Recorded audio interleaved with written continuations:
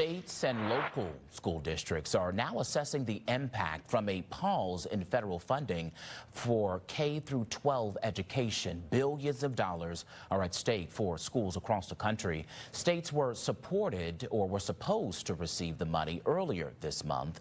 The U.S. Department of Education says the delay is in part of an ongoing review of programs. First Alert 4's Sean Logging breaks down how this could affect classrooms in Missouri and in Illinois. 5, 6, 7. More than $6 billion of education funding approved by Congress earlier this year, now in limbo. According to state education officials in Illinois and Missouri, these federal grants are for several programs: migrant education, teacher development, English language learners, student enrichment, after-school programs, and adult education. For one parent, if the funds are available for teacher training, he says it should be provided. Because they're the ones that have the most impact on the kids.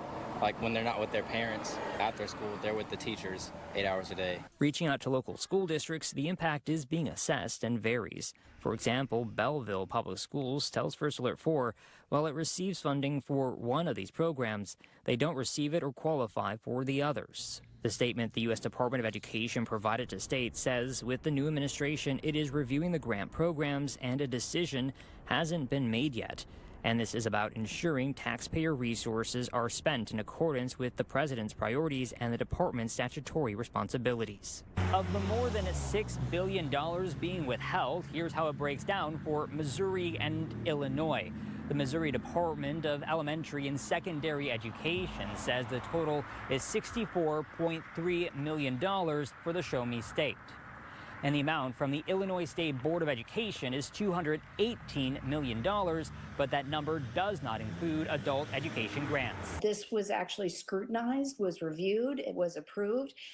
It is now then not up to another branch of government to decide whether or not to cut the check. Late last week, Representative Nikki Budzinski was one of many lawmakers on a letter to the U.S. Department of Ed and the Office of Management and Budget for an explanation with a new school year approaching. What we don't need are further dramatic cuts in that public education system. We need to make sure that we're fulfilling our commitments to our children. The Missouri Department of Elementary and Secondary Education says in a statement it is monitoring the grants and will update when they become available.